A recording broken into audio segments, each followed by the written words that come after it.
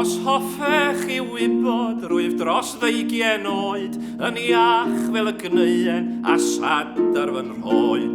gweithio yn galed drwy gydol fy hoes, a dwy'n a bell hergyd a phennyd a chroes, rof donc ar fy nhelyn mor felys ei chan, a smocio fy nghetyn wrth dan llwyth o dan.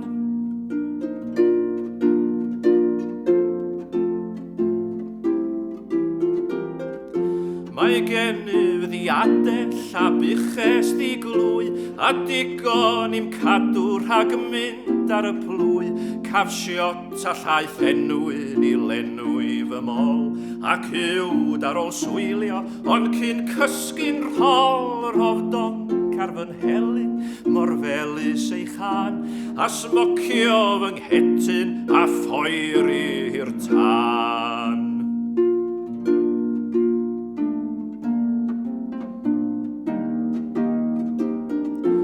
Os unig yw bywyd hen lencyn fel fi, rwy'n hapus ryfeddol yng nghwmni fy nghi, heb wraig fach i'n poeni na dwedyd y drefn, na tharfu fy mwthyn, na sgrwpio fy nghefn, gwell lawer i'w telyn mor felys ei chan, a smocio fy nghetyn wrth dan llwyth o dan.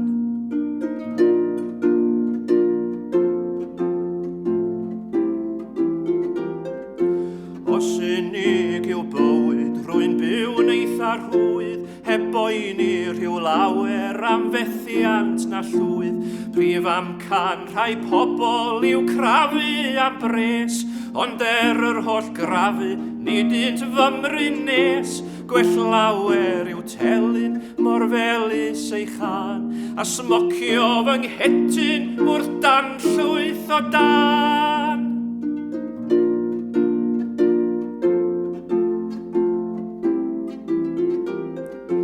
A phan ddaw yr alwad rhyw ddiwrnod a ddaw, I adel fy mwthyn a mynd drychor draw, na fyddwch a larys a'ch gryddiau yn llaeth, mi fyddaf yn hapus ar sul gwyl a gwaith, os caf yn odelyn mor felys ei chan, a smocio fy nghetyn wrth dan llwyth o dan.